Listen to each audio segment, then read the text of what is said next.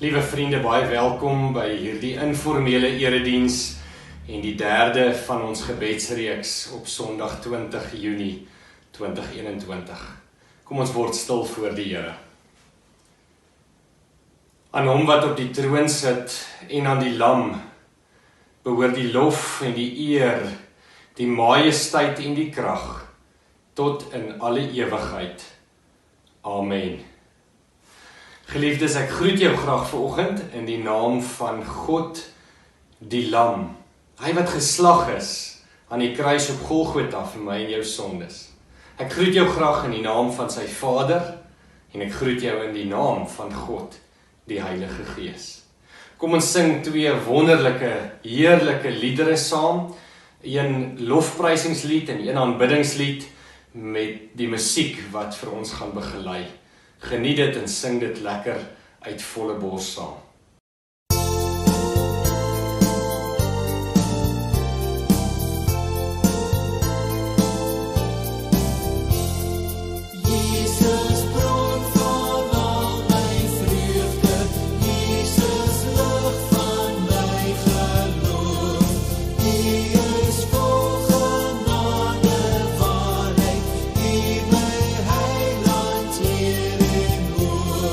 Ja, ek is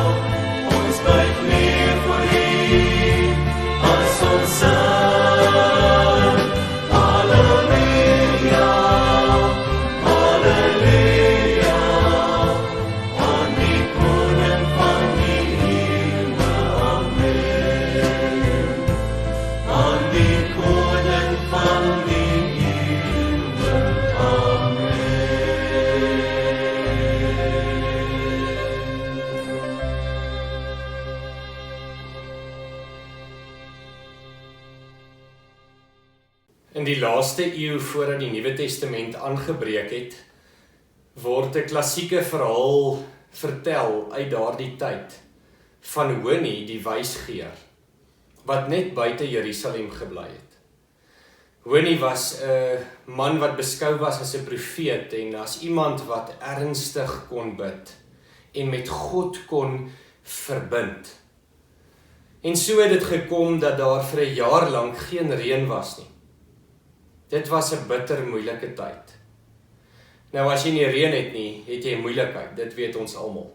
Ons sien dit telkens in ons land en oor die wêreld heen. Hoe boere swaar kry, hoe diere sterf en hoe mense werklik sukkel om te oorleef weens 'n gebrek aan water.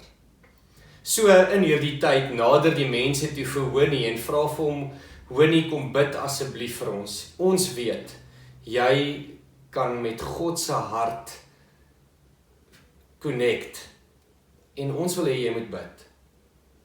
En so gebeur dit dat Honi toe daar buite Jerusalem so 'n ronde sirkel trek en in hierdie sirkel gaan staan en hy het die sirkel getrek so van die een kant af 90 grade, 180 grade, 270 grade en uiteindelik 360 grade en hy gaan sak op sy knieë binne in daardie sirkel en hy bid ernstig tot God. Here van hemel en aarde, stuur reën vir u mense. Hy het 'n lang staf in die hand en wat merkwaardig was, so word dit oorvertel, was die feit dat Honi nie saggies en intiem gebid het nie, maar met autoriteit. Dit was nie soseer die volume waarmee hy gebid het nie, maar die mate van sy stemtoon. Dit was duidelik dat hy ernstig was. En dit was skaars 'n paar oomblikke toe begin die eerste druppels te val. Mense, volwassenes, het oral met hulle koppe na bo gestaan en kyk na die hemelruim, monde oop om die reendruppels op te vang. Kindertjies het van reënpoel na reënpoel gespring. Ek dink op daardie dag het reënpoelspronge 'n manier van godsverheerliking geword. Maar Honi het kort daarna weer gebid, Here, nie sulke reën nie, harde reën, volle reën. En toe begin dit al hoe harder reën. En toe bid hy weer, Here, sagte deurdringende reën, reën van vrede. En toe begin die reën bedaar. Op daardie dag was geskiedenis gemaak. Dit is 'n verhaal wat opgeteken is in Mark Batterson se boek, The Circle Maker, wat gaan oor gebed. Praying circles around your biggest dreams and your greatest fears. 'n Wonderlike boek wat ek so geniet het om te lees. Ek onthou so goed, vriende, dat in my jong jare as 'n student in 'n gemeente hier in Pretoria, waar ek pas begin het as jeugwerker, het ek my eie sirkelmaker ontmoet op 'n manier. Dit was 'n doodgewone tannie in die gemeente. Haar naam was Edwardine en ek het telkens by haar gaan sit in haar huis of in haar tuin en by haar geleer, veral oor gebed. Sy was nie so gewoon soos wat ek eintlik gesê het nie. Sy was daardie vrou wat soggens vroeg, wanneer almal nog slaap en dit selfs donker is, opgestaan het, aangetrek het, haar Bybel gevat het, haar pen en notaboek en ergens in die woonvertrek van hulle huis eenkant alleen gaan sit het, of in die tuin onder hulle afdakkie en stil geword het, om uit die Bybel te hoor en by God self te hoor wat op sy hart is. Daar het sy ingetree vir haar as vrou, vir haar man, vir hulle huwelik, hulle kinders, hulle kleinkinders, familie en vriende en selfs vir die gemeente. Sy was vir my 'n rolmodel. Sy was 'n stuk inspirasie.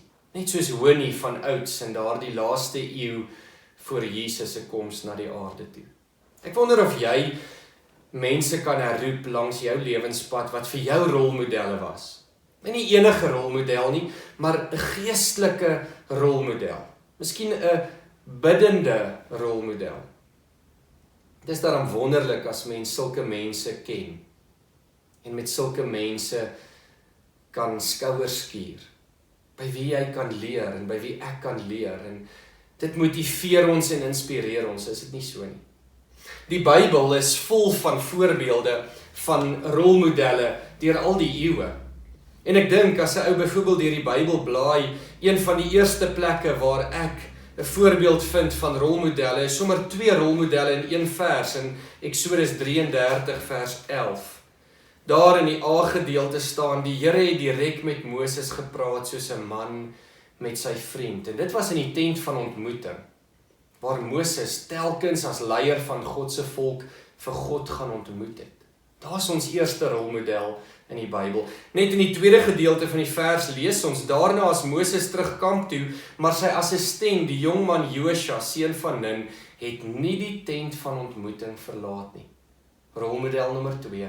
Josua het dikwels saam met Moses gegaan, en as Moses uitgegaan het, het Josua agtergebly om nog in die teenwoordigheid van die Here te wees en tot God te bid. Is dit nie wonderlik nie? Daar is verskeie ander voorbeelde in die Bybel wat ons kry, en ek dink byvoorbeeld as hy aanblaai na die koningsbriewe toe, dan kry 'n ou in 1 Konings kry ons daar die bekende gedeelte in 1 Konings 18 van Elia en die Baal-profete. Elia was 'n rolmodel van gebed. Op daardie dag het hy en die volk Israel het hulle die Baal-profete uitgedaag om te bepaal wie is die ware lewende God.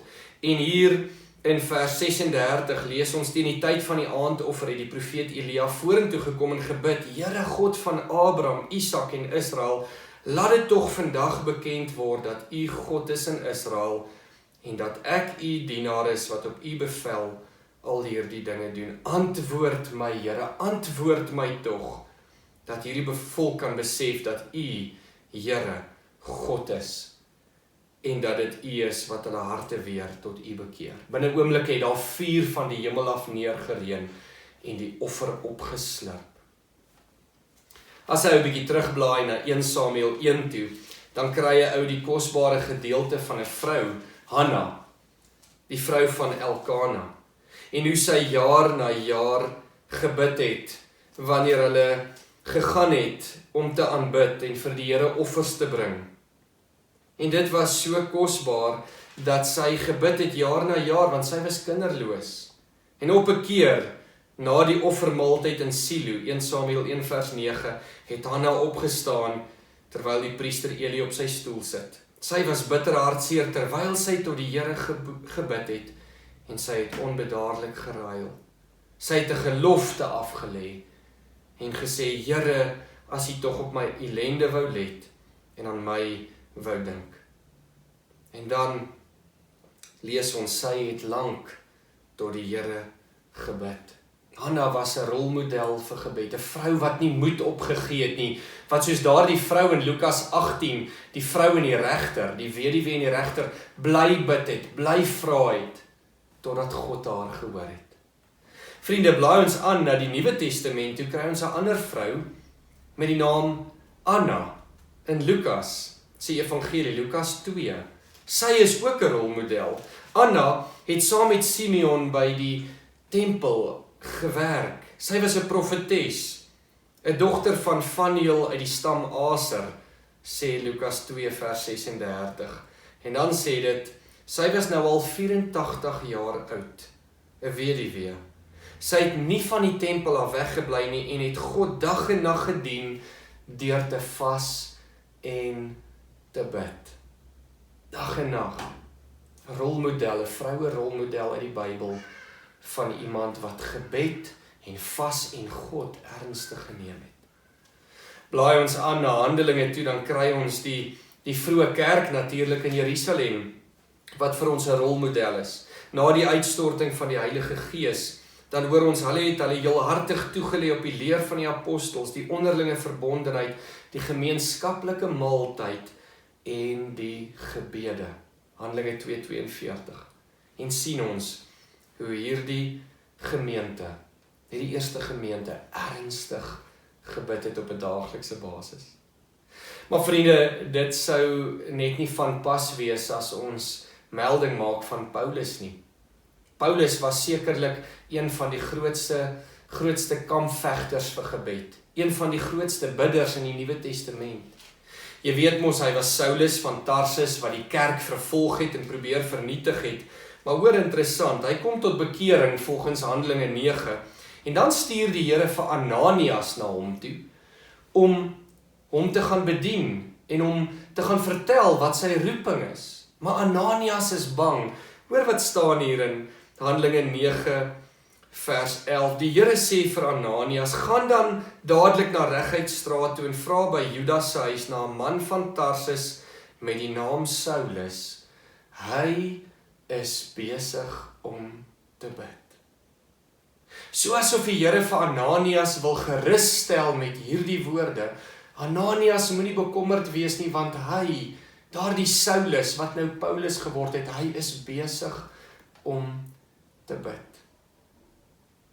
As ons deur die Nuwe Testament blaai, deur al Paulus se briewe, beginnende by Romeine, dan sien ons hier in die begin van Romeine, hoe Paulus sy dank en verlange uitspreek, en praat van hoe hy vir die gemeente in Rome bid.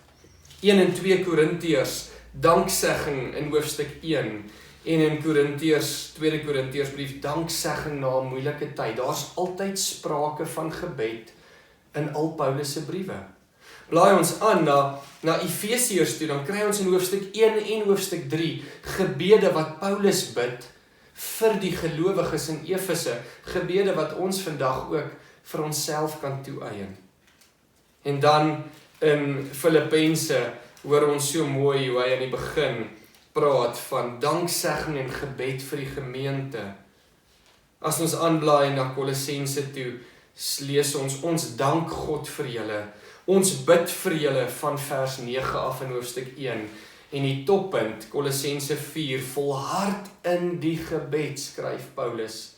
Wees daarby waaksaam en dankbaar. Is dit nie kosbaar nie? Reg deur Paulus se briewe lees ons hoe hy fokus op gebed, hoe hy self vertel, hoe hy en sy medegelowiges, sy medewerkers bid vir die gemeentes, en hoe hy die gemeentes oproep om te bid. Maar vriende, ek is seker jy weet, die belangrikste rolmodel in die Bybel rondom gebed is niemand anders as Jesus nie, die Seun van God. En as hy nou terugblaai na die evangelies toe, dan kry jy ou in Lukas 5, hoe Jesus eenkant in die geheim bid, in Lukas 5 vers, ek dink is 16, maar hy het altyd weer in eensame plekke afgesonder om daar te bid. Lukas 5:16. En dan in Lukas 10 lees ons hoe daar geskryf word in Lukas 10 hoe Jesus bid weer, en hoe hy met blydskap bid. By daardie selfde geleentheid het Jesus deur die Heilige Gees dit uitgejubel. Ek prys u Vader, Here van hemel en aarde, dat u hierdie dinge vir slim en geleerde mense verberg het en dit aan eenvoudiges bekend gemaak het. Jesus jubel in gebed. Terug by die Matteus Evangelie lees ons hoe Jesus natuurlik sy disippels leer bid in die bergrede in Matteus 6. Die disippels vra dat Jesus hulle moet leer bid. En dis omdat hulle Jesus so gereeld gesien bid het. 'n Paar hoofstukke later in hoofstuk 10, aan die einde van hoofstuk 10, lees ons hoe Jesus vir sy disippels oproep om te bid tot die Here aan wie die oes behoort, om arbeiders uit te stuur, want die oes is groot, maar die arbeiders min. In Markus, hoofstuk 14, vriende, daar lees ons hoe Jesus in oomblikke van groot, diep benoudheid bid in Getsemane. Hy het 'n entjie verder daarvandaan op die grond gaan kniel en gebid, vers 35, as dit moontlik is, die uur van lyding nie vir hom sou aanbreek nie. Abba Vader, alles is vir u moontlik, neem hierdie lydensbeker van my af weg. Moet nogtans nie doen wat ek wil nie, maar wat u wil. Jesus was vir ons 'n voorbeeld van gebed in tye van diep nood, angs, bekommernis. En dan as 'n ou natuurlik aanblaai, terug weer na die Lukas Evangelie toe, dan kry ons in Lukas 23, hoe Jesus bid vir die mense wat sy vyande is, die ouens wat hom vasgespijker het aan die kruis, om te sê, Here vergewe hulle, want hulle weet nie wat hulle doen hier, vers 34 van Lukas 23, en in vers 46, sê hy, Vader, in u hande gee ek my gees oor. In die doodsnikke van sy lewe, bid hy weer eens tot sy Vader en sê, Vader, hier is ek, hier is my lewe. Jesus is vir ons die beste rolmodel van gebed. Maar ons weet ook, dat hy sy disippels geleer het om te bid. En dit was omdat hulle hom gevra het. Omdat Jesus vir hulle so 'n wonderlike voorbeeld was van iemand wat voortdurend gebid het. En dit laat my nou dink, en dis die teksgedeelte waarby ek vandag wil uitkom en saam met jou wil lees, in 1 Tessalonisense 5. Weereens 'n brief van Paulus. Ons gaan net 3 verse lees, vers 16 tot vers 18 van 1 Tessalonisense 5. Skryf Paulus die volgende. Hy sê, wees altyd bly, bid gedurig, wees in alle omstandighede dankbaar, want dit is wat God in Christus Jesus van julle verwag. Net hierdie 3 kort verse. 3 kort verse, 3 baie belangrike dinge wat Paulus noem. Wees bly, altyd, wees altyd bly. 2, bid gedurig. En 3, wees in alle omstandighede dankbaar. 3 baie belangrike goed wat ek en jy nie moet mis nie, broer en suster. Maar die vraag is, wat is die kruks van hierdie gedeelte, hierdie 3 verse? En dit kom eers aan die einde deur, want dit is wat God in Christus Jesus van julle verwag. Hierdie verse, hierdie 3 kort verse, laat my dink aan 3, 4 ander kort verse wat Paulus geskryf het vir die gelowiges in Filippi.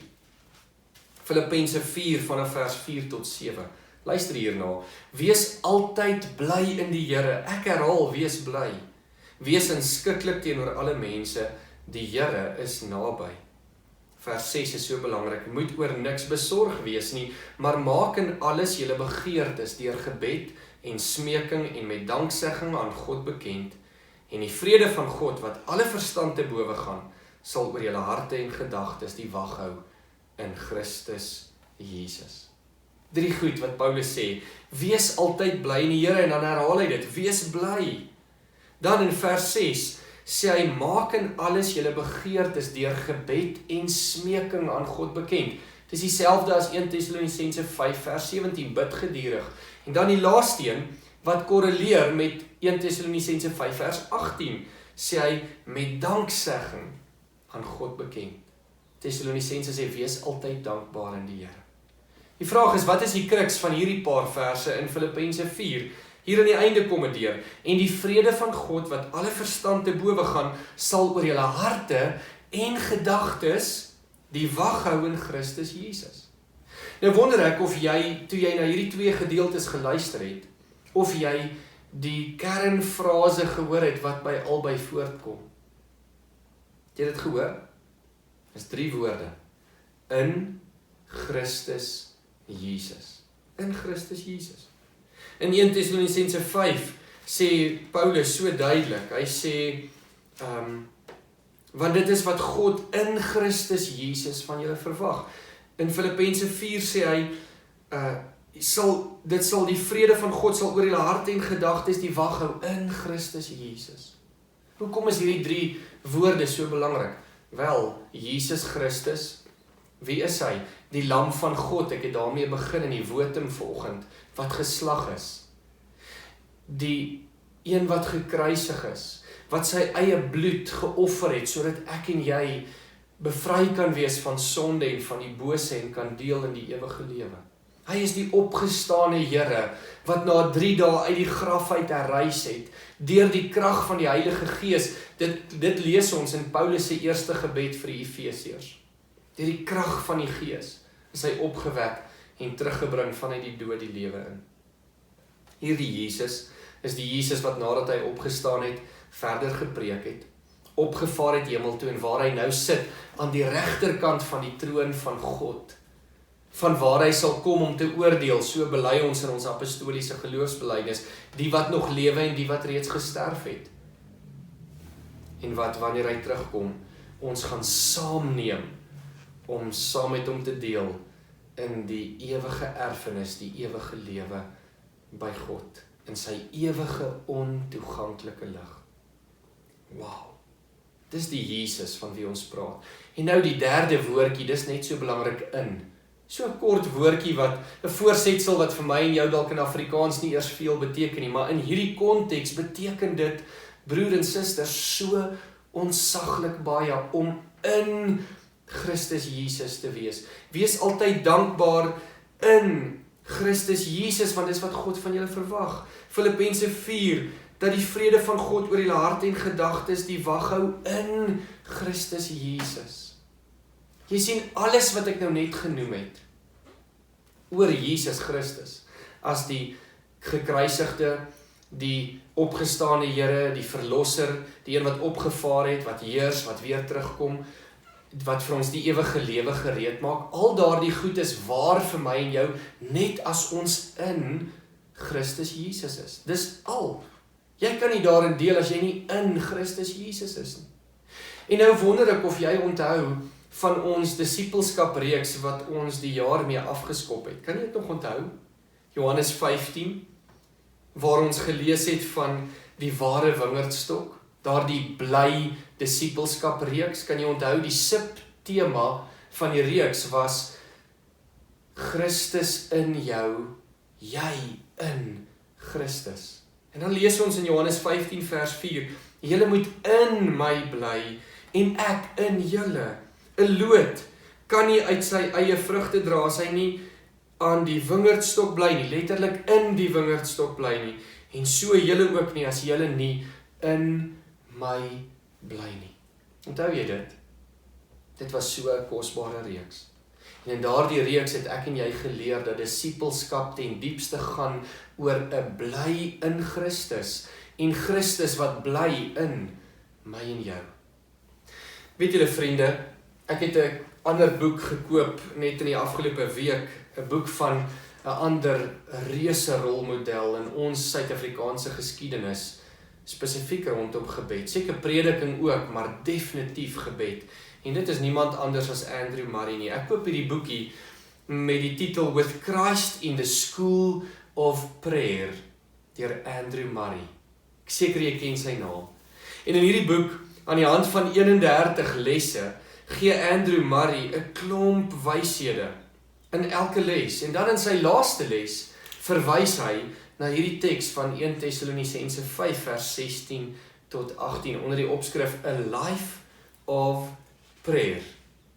En hierin praat hy so kosbaar en lê hy hierdie 3 verse van 1 Tessalonisense 5 so mooi uit. En hy noem 4 dinge wat belangrik is vir my en jou om 'n lewe van gebed te lei. Om met ander woorde, in die Engels praat hulle van pray without ceasing. Bid sonder ophou.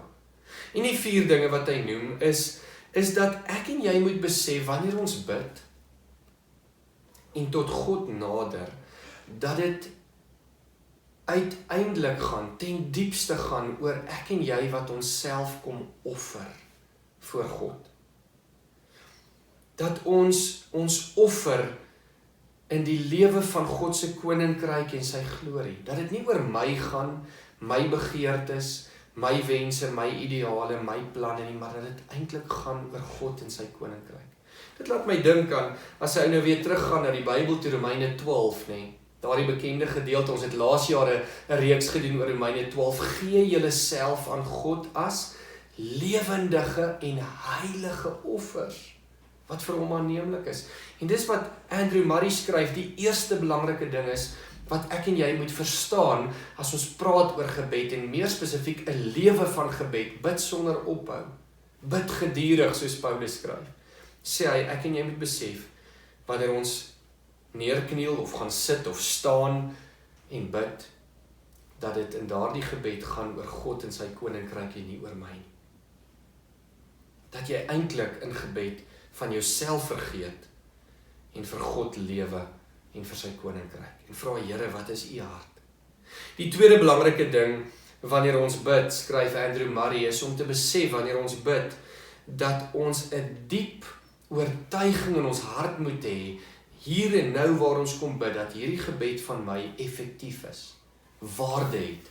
En dit laat my nou dink, as ons terugblaai weer na die Bybel toe, en eintlik bietjie aanblaai in die Nuwe Testament, is daar 'n kosbare gedeelte, wat Petrus skryf, hier in sy tweede brief, dan sê hy, jammer, ek dink dis in die eerste brief van Paulus, dan sê hy, die wat tot God nader, moet weet dat hy bestaan, en dat hy die wat hom soek sal beloon.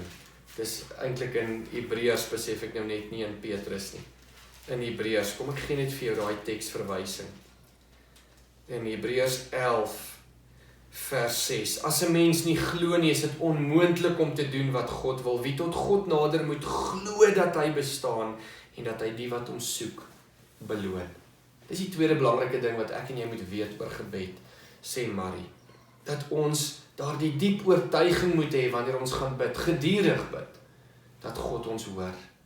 Ek het dit so mooi vir die kinders verduidelik in die Piekspellie preek, 1 Tessalonisense 5 in die Bybel@kinders.co.za, hy sê, God hoor ons. Die derde belangrike ding wat Andrew Murray vir ons sê, wat so uitkom uit 1 Tessalonisense 5 uit, is dat ons moet weet, die Heilige Gees leef in ons.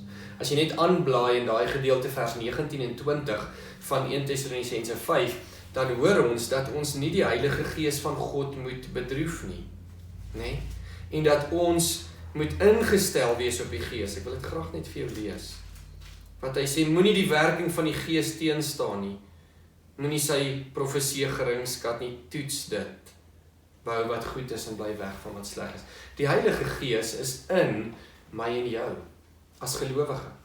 En daarom, wanneer ons gedurig bid, wanneer ons volhard in gebed, moet ons besef die Gees is in ons. Romeine 8 sê so mooi, die Gees pleit vir ons, met versigtinge wat ons nie eers self weet nie.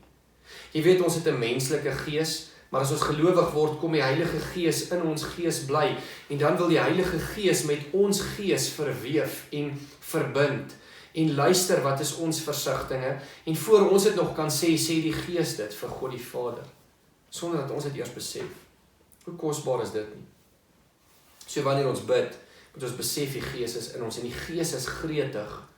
Dis 'n verlengstuk van Jesus, die derde persoon van die goddelike drie-eenheid, en die Gees wil hê ons moet verbind met God. Wil hy die lewe van Christus, wie hy is, wat hy wil doen in ons, wil hy kom openbaar. Wil hy ons hart met God verbind.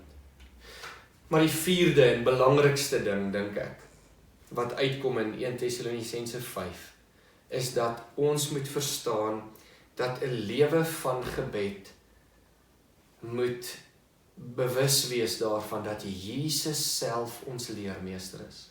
Dat Jesus self ons rolmodel is, dat hy vir ons wys hoe om te bid.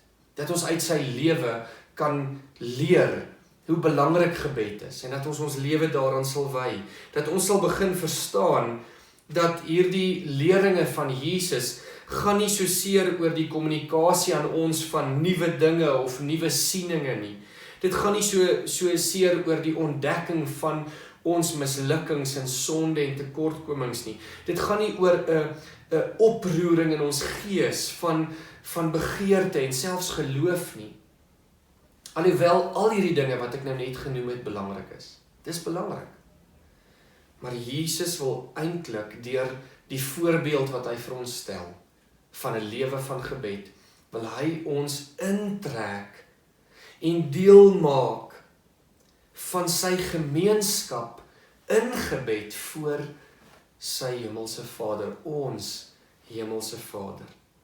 En dit is wat Jesus regtig in hierdie gedeelte vir ons wil leer, om te besef dat Jesus 'n lewe het van gebed, en in daardie lewe van gebed het hy gemeenskap, die Engelse woord fellowship met sy Vader. En ek is oortuig, vriende, dat dit hierdie gesig was wat die disippels gesien het by Jesus. Wanneer hy eenkant gegaan het en sy talitna, sy gebedskleed oor sy kop getrek het en hom afgesluit het van die wêreld hier rondom hom, sy disippels en die mense en die dinge van die wêreld, en diep, intiem gemeenskap, geesgemeenskap gehad het met sy Vader. Ek is oortuig dis dit wat hulle gesien het en gemaak het dat hulle gevra het, Jesus, Here, leer ons om te bid. Dis daardie diep gesig en daardie diep verbintenis. Jy sien, Jesus, moet ek en jy besef, is die hoof van ons lewe. Om dit eintlik anders te stel, Jesus is ons lewe. Hy is ons lewe, as ons in hom glo en in hom vashou. En daarom roep hy ons om in hierdie lewe in gebed onsself aan hom oor te gee. Dis sy hart. Alles wat hy is en vir ons gegee het, word ons in, wanneer ons in gebed voor hom en die Vader kniel, stil word. Dis daar in die heiligdom, die innerlike heiligdom, wat letterlik hier is. Dis nie in die binnekamer nie, dis nie die plekkie in die tuin waar jy gaan sit nie, die innerlike heiligdom is hier, die heiligdom van die hart, waar ek en jy diep connect met God. Dis daar waar ons leer om te bid. En dis daar waar Jesus ons deel maak van die gebedskrag en die gebedslewe wat hy vir ons gemodelleer het. Ons verstaan daar, in daardie oomblikke van gebed, dat ons nie so seer moet werk en dan moet bid dat die werk op koers moet bly.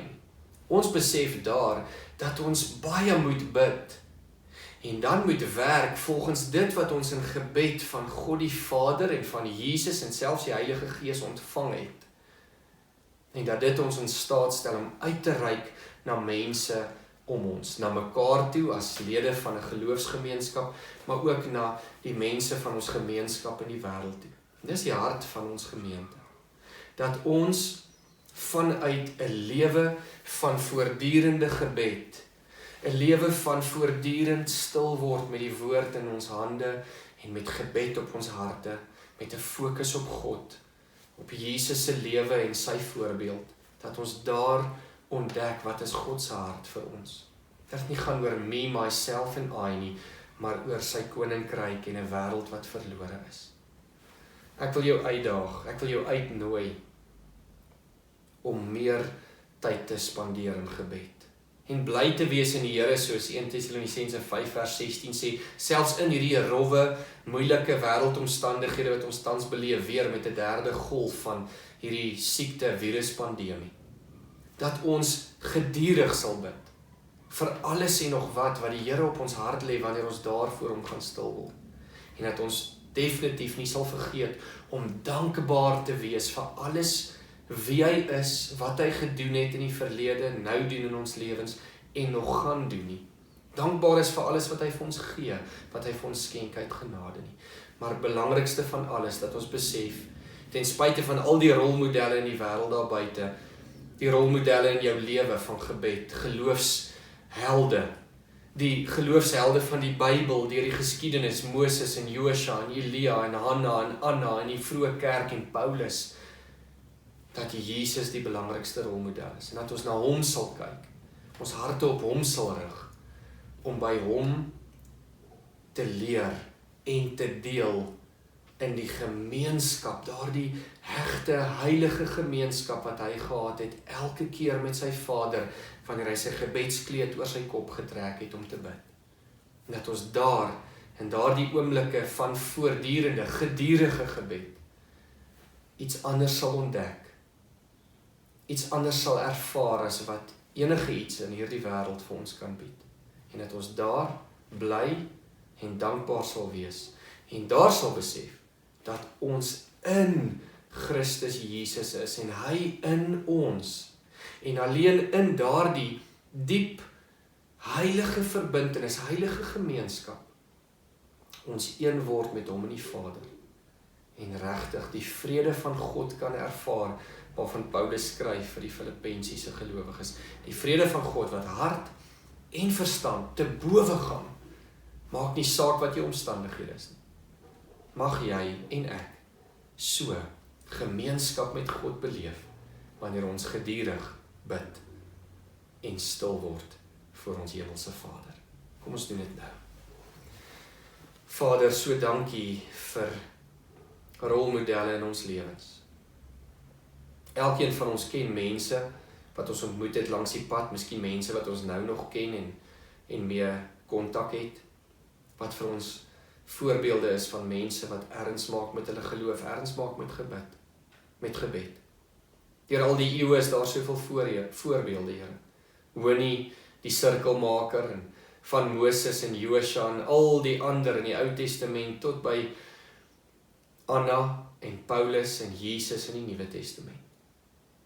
Maar dankie in besonder vir Jesus Christus, u seun. Here Jesus, dankie dat u vir ons so 'n mooi rolmodel is van gebed. Dat u op soveel kere, soveel tye gebid het, met soveel erns gebid het. In nood en in vrede. Met vrede en in angs en benoudheid. Dat u gebid het vir die wat goed is en u dien en volg u disippels, vir ons en selfs ook vir u vyande. Here, en as Paulus ons dan oproep om te sê, wees bly in die Here, bid geduldig en wees daarby dankbaar, want dit is wat God van julle verwag in Christus Jesus. Help ons om te besef, Here Jesus, dat ons slegs daardie gemeenskap met ons hemelse Vader ten volle, met oorgawe kan ervaar as ons in u is en u in ons.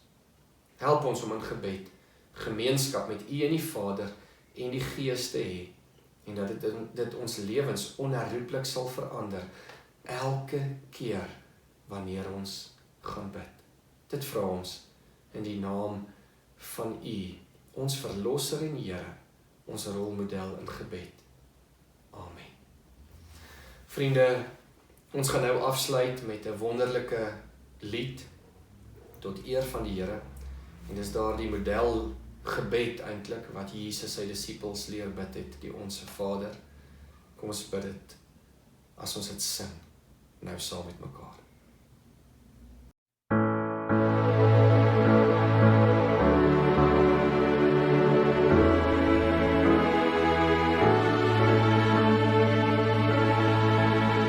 Ons Vader wat woon in die hemel, geheilig sy u naam.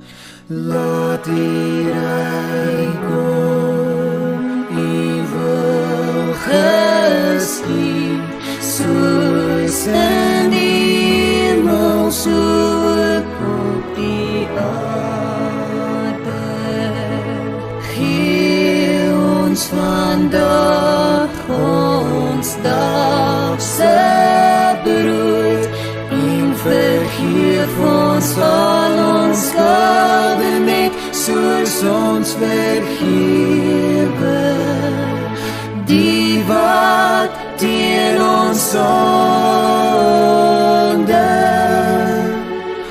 Laat kom ons nie in die versoeking, maar verlos ons van die bose, want u is die ryk en die sterkte en die ere vir ewig en ewig. Amen.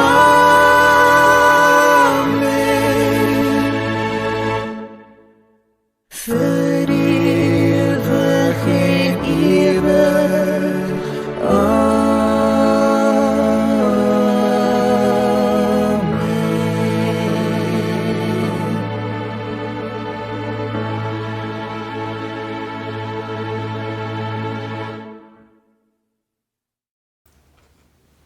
Vriende, dankie dat jy saam met ons gekuier het. Dit was so wonderlik geweest. En mag jy in hierdie week soveel vrede beleef, midde in moeilike omstandighede, wanneer jy bid. Elke keer wanneer jy bid, mag jy anders van jou gebed af wegstap, as toe jy gaan sit het, of gaan kniel het, of gaan staan het, om stil te word voor die Here. Ek gaan vir jou vandag op 'n ander manier seën as deel van hierdie informele diens. En dit kom deur 'n lied van Retief Burger, die seënbede lied. Luister hierna en ontvang dit as die seën van die Here vir jou lewe.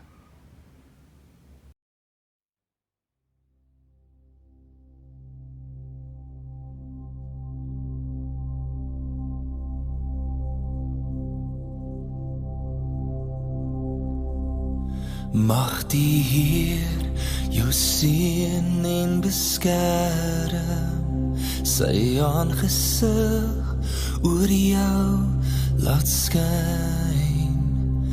Mag genade jou in sy liefde hou, mag sy vrede oor jou wees.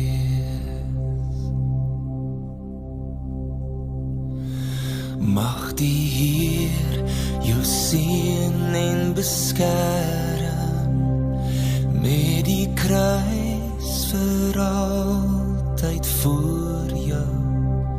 Mag jy vra na sy weer, met elke tree, mag sy vrede oor jou wees.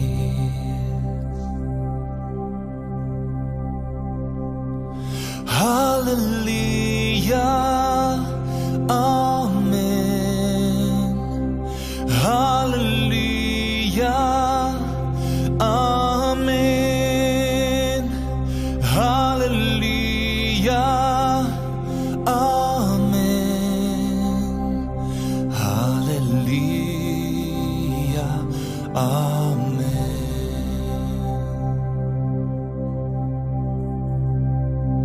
Mag die Heer jou seën en beskerm, tot die aarde nuut en vry is.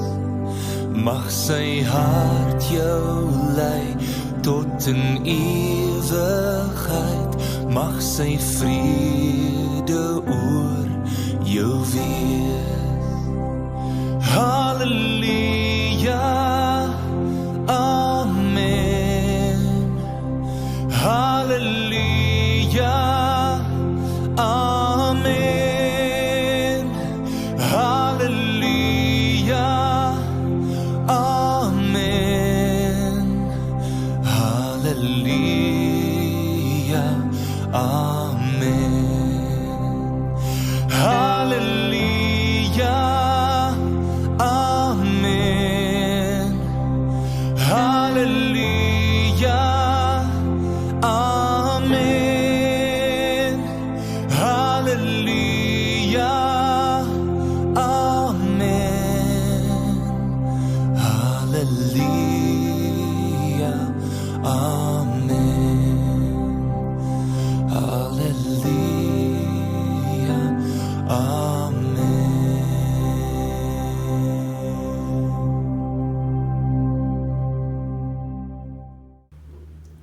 Liewe broers en susters in die Here hier in Littleton Oos gemeente, net voor Madeleine vanoggend se afkondigingsdeel wil ek graag 'n baie spesiale boodskap met julle deel. Dis eintlik met 'n tikkie hartseer, maar ook met 'n stuk opgewondenheid ter wille van hulle, en dit is niemand anders nie as oom Koenie en tannie Lentjie Kotse. Ek is seker die meeste van julle ken hulle baie goed. Hulle sit met hulle grys koppe altyd daar in die middelbank in die kerk, en hulle is vir baie jare al deel van ons gemeente. Oom Koenie as oud-predikant en as oud-predikantspaar het hulle in Littleton Oos gemeente oor ver meer as 'n dekade lank soveel impak gemaak. Hulle was so deel van ons geloofsgemeenskap. En hulle is vir ons kosbare lidmate. Hulle het hulle gewig ingegooi by soveel aksies, as deel van Klub Immergroen as senior burgers, as deel van die Jaffel fabriek wat gereeld plaasvind, waar jaffels gebak word en koeksisters, en op verskeie ander terreine. Oom Koenie is regtig die vaandeldraer van ons Grace Manna bediening al vir etlike jare, waar ons kos gee vir behoeftiges op straat elke Vrydagoggend. En hulle het vir ons 'n reuse bydrae gelewer in ons gemeente, en ons salueer julle, oom Koenie en tannie Lentjie, vir alles wat julle in die afgelope jare in ons gemeente gedoen het, en sommer net vir wie julle is. Vriende, dis met hartseer dat ek julle moet meedeel dat hulle in hierdie komende week verhuis na Namibië, Dit is waar tannie Lientjie gebore is en waar oom Koenie ook skool gegaan het. Hulle ken mekaar van daardie jare af uit hulle kinderdae. En het getrou in Suid-Afrika toe gekom en hier 'n lewe gemaak en hier bedien vir baie jare in verskeie gemeentes. En nou skuif hulle terug na Namibië toe, na Keetmanshoop toe, waar hulle daar permanent gaan vestig. En ons is hartseer, maar ons is ook bly vir julle. En ons wil hiermee net sê, ons dank julle, ons salueer julle in die Here. Dankie vir alles wie julle is en vir wat julle vir ons gedoen en beteken het. Ons gaan julle van harte mis in Littleton Oos gemeente. Maar mag die Here vir julle seën met julle reis Keetmanshoop toe, mag hy vir julle seën in Keetmanshoop, daar waar julle gaan vestig, mag hy deur julle daar ook sy lig laat skyn in elkeen se lewe met wie julle pad mag kruis. Alles wat mooi is en nogmals baie dankie. Ons is lief vir julle. Goeiemôre gemeente. Mani, baie dankie vir jou boodskap vanoggend. In hierdie tyd waarin ons bevind, is dit so noodsaaklik dat ons in God se teenwoordigheid moet wees en dit deur gebed aan sy voete te sit en rus en vrede te vind. Liewe gemeente, dit was nie 'n lekker besluit wat die bestuur geneem het om weer terug te keer na aanlyn preke toe nie. Maar om mekaar te beskerm, is dit die beste besluit, veral met die syfers wat so gestyg het. Preke sal dus op YouTube en Facebook gelaai word, wat ook die Pixbelly preke sal insluit. Boodskappe sal op WhatsApp deurgestuur word, sodat jy op hoogte kan bly van verwikkelinge. Indien jy nog nie op WhatsApp is nie, laat weet my asseblief sodat ons julle op 'n groep kan plaas. Sal julle kollekte bydraes direk inbetaal asseblief, of SnapScan daarvoor gebruik. Ons normale funksies by die kerk gaan nog steeds voort, so ons is afhanklik van elke sent wat inkom. Baie dankie daarvoor. Ons innige simpatie met die afsterwe van Gerda Odendaal se swaar, as ook Robbie van der Swan se swaar in hierdie week. Ons dink spesifiek aan Susan Draai, wat nog steeds in die hospitaal is met COVID. Ook aan al die name wat op ons voorbedingslys is, ons dra hulle op in ons gebede. So van gebed gepraat, maandag aande 7uur het ons 'n saambid sessie, waar almal welkom is om aan deel te neem. Die link sal op WhatsApp maandag gestuur word, en dan kan julle inskakel vir so 'n 40 minute saambid sessie. Ons is ook op soek na gemeentelede wat 'n passie het vir siek mense, om deel te wees van die siekesorgbediening. Dis basies om mense wat siek is te kontak, op enige manier wat jou sal pas, en 'n bietjie met hulle te gesels en vir hulle te bid. Indien jy sou belangstel, laat weet asseblief vir Carly. Baie geluk aan almal wat hierdie week verjaar. Mag jy 'n wonderlike dag beleef en 'n geseënde jaar vir almal. Geseënde dag vir almal. Bly veilig en bly gesond.